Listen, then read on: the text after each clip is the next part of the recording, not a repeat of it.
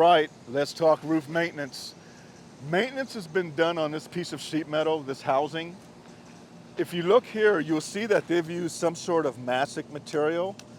This mastic material has brittled over time with the sun's damaging rays. It is not allowing this to be waterproofed.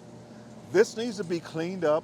They need to roof this back in, then seal it, and as they call it in the business, to three-course it with mastic and reinforcing fabric.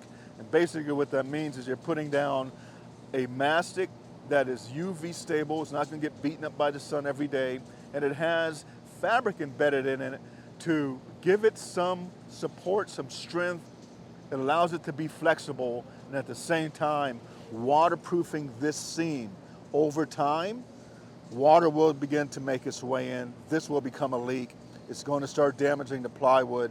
Then that becomes a bigger issue.